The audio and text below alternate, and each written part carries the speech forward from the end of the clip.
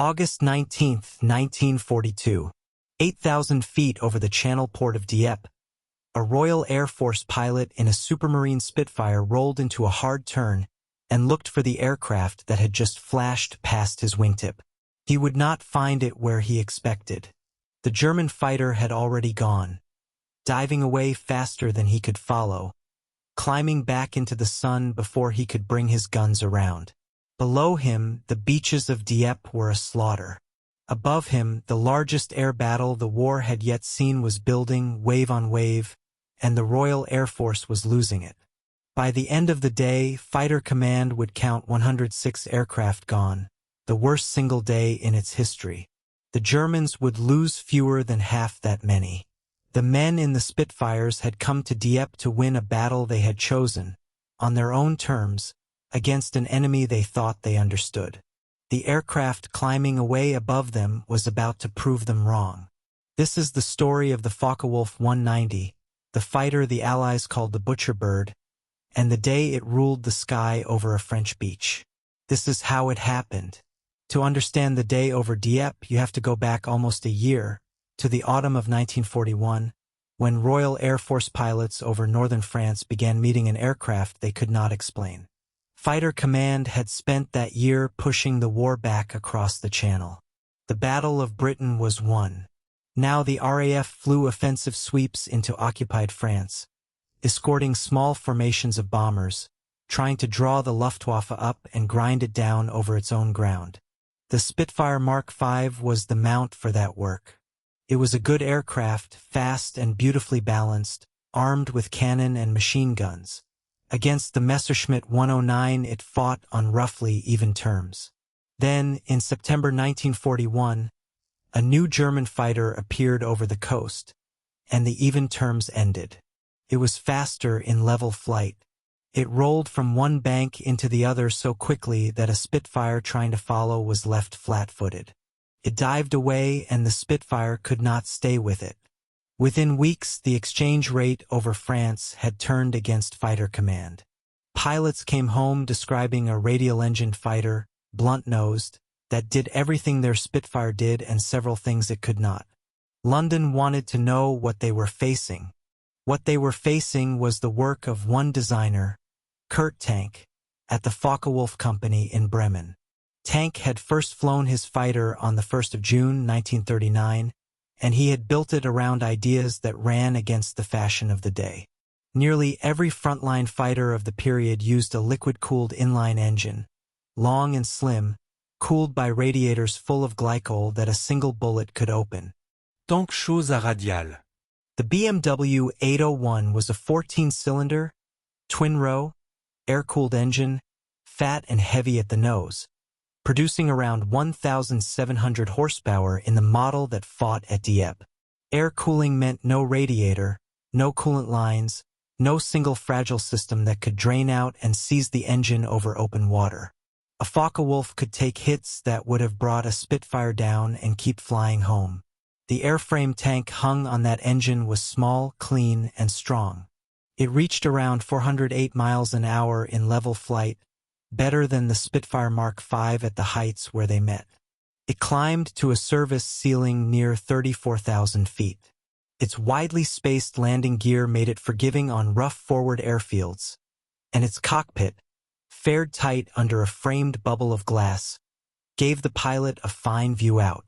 The armament was heavier than anything the RAF put up against it. 2 machine guns over the engine, and 4 20mm cannon in the wings, a weight of fire that could take a fighter apart in a 1-second burst. But the quality that frightened Fighter Command most was none of these. It was the roll. A fighter turns by banking, and it banks by rolling, and the Focke-Wulf 190 rolled faster than any Allied fighter in service. A pilot who wanted to reverse his turn, to flick from a hard bank one way into a hard bank the other, could do it in the Focke-Wulf in a fraction of the time a Spitfire needed. That one advantage rewrote the fight. The German did not have to outturn the Spitfire, and he knew he could not, because the Spitfire's single clear edge was a tighter turning circle. Instead he dived in from above, made one firing pass, rolled hard, and climbed away before the Spitfire could drag its nose around to follow. Speed, roll, dive. He chose when to fight and when to leave, and the man in the Spitfire could only react. There was one more piece of engineering that told in a fight, and it sat behind the instrument panel. Managing a high-powered piston engine in combat was hard work. Propeller pitch, fuel mixture, supercharger setting, ignition timing, all of it had to be juggled by hand as the aircraft climbed, dived, and changed speed, and every second a pilot spent working the engine was a second he was not watching the sky. Tank's team gave the Focke-Wulf a device the Germans called the Kommandogerät, a mechanical and electrical brain that controlled all of it from a single lever. The pilot pushed the throttle forward and the system set the pitch, the mixture, and the boost for him. He could put both hands to fighting the aircraft and leave the engine to look after itself. No Allied fighter of 1942 had anything close to it. The new fighter entered service in August 1941 with Jägerschwader 26, one of the two German fighter wings that guarded the Channel coast, and its reputation grew with every sweep. The RAF gave it a grim nickname, the Butcher Bird, after the shrike that impales its prey. Fighter Command needed to know exactly how good it was, and for months it could only guess because no intact example had ever come down on British soil. Then, on the 23rd of June 1942, the RAF was handed one. That morning a pilot of the fighter wing JG-2, Oberleutnant Armin Faber, fought a running battle with Spitfires over South Wales. Disoriented afterward, turned around above unfamiliar coast. He mistook the Bristol Channel for the English Channel and landed his Focke-Wulf 190, wheels down and undamaged, at Royal Air Force Pembrey. He climbed out expecting France. He was a prisoner before he understood his mistake. The RAF now had a flyable Butcher Bird. Its test pilots flew the captured fighter against a Spitfire Mark V and against the newer Mark IX and measured, precisely, what the men over France had been trying to describe. The tests confirmed the bad news and shaped new tactics to deal with it. What they could not do was change the aircraft in the squadrons. In August 1942, the great majority of fighter commands still flew the Mark V, and the Focke-Wulf still held the edge. 6 weeks after Faber landed at Pembrey, the two fighters met over Dieppe in numbers neither side had seen before. Operation Jubilee was a raid, not an invasion. It was a one-day landing at the port of Dieppe by a force of some 6,000 men, most of them Canadian. The planners had many hopes for it, and one of them belonged to Fighter Command. Air Vice Marshal Trafford Leigh-Mallory, directing the air battle from his headquarters at Uxbridge, saw in Dieppe a chance to force the Luftwaffe into exactly the fight the RAF wanted. Put a landing on the French coast that the Germans had to answer, cover it with the largest fighter umbrella yet assembled, and the German fighters would have to come up where the RAF could destroy them in quantity. It was the Battle of Britain run in reverse, with the RAF now on the attacking side. Fighter Command committed 56 fighter squadrons to the day. 48 of them flew Spitfires, most of the Mark V, a handful of the new Mark IX. The rest flew Hurricanes, Typhoons, and American-built Mustangs. Against them, the two German wings on the Channel, JG-2 and JG-26, could put up around 200 single-engine fighters, most of them Focke-Wulf 190s. The battle began in the dark before dawn and did not stop until the middle of the afternoon. Wave after wave of Spitfires crossed the Channel to hold a patrol line over the beaches and the ships lying offshore, and wave after wave of Focke-Wulfs came down on them out of the sun. The German pilots fought the way their aircraft told them to. They came from above, fast, fired, and were gone before the Spitfires could turn into them. One of them, Sepp Wormheller of JG-2, was credited with 7 Allied aircraft shot down in the course of that single day, 6 Spitfires and a light bomber, one of the highest personal tallies of the whole battle. The fighting was so constant that squadrons flew 3 and 4 sorties each, landing to rearm and refuel and climbing straight back into it. The RAF did not fight the day without answers of its own.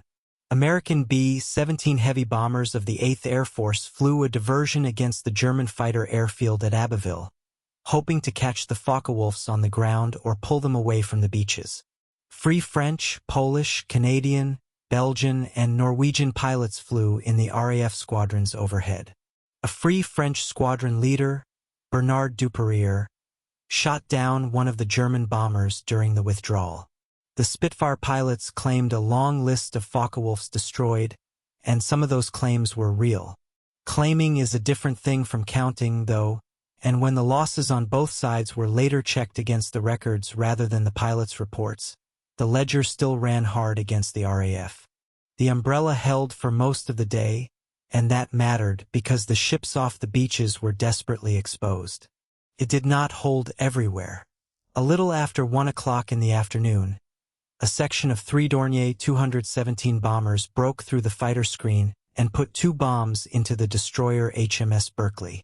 The bombs broke her keel. She could not be saved, and a British destroyer put a torpedo into her to send her down cleanly.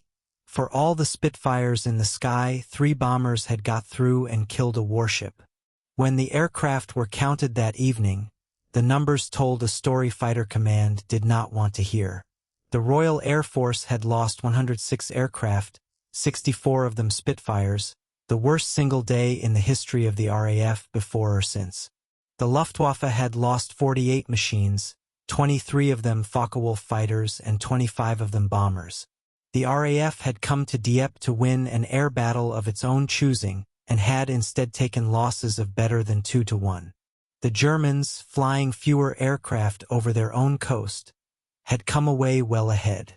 The fighter that made the difference was the Focke-Wulf 190, doing over the beach exactly what it had been doing over France for a year, on the one day when the whole of Fighter Command was watching. On the ground, Dieppe was worse still. Of the roughly 5,000 Canadians who landed, close to 3,400 were killed, wounded, or taken prisoner in a few hours on the shingle. The raid failed at nearly every level it had been meant to succeed.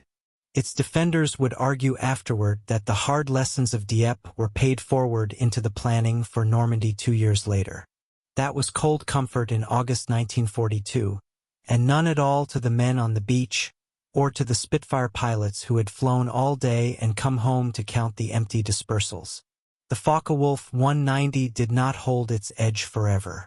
The Spitfire Mark IX, the aircraft only a few RAF pilots had flown at Dieppe, reached the squadrons in strength through the second half of 1942, and it could meet the Focke-Wulf on level terms and beat it at height.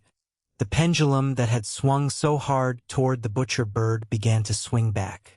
But the aircraft Kurt Tank had built went on to fight everywhere and to do almost everything. It became a fighter-bomber, a ground attack machine over the Eastern Front, a destroyer of American heavy bombers by day, and at last, with a long inline engine grafted onto its nose, the high-altitude fighter its Radial version had never quite managed to be. Around 20,000 were built. Few aircraft of the war were bent to so many different uses and did all of them well.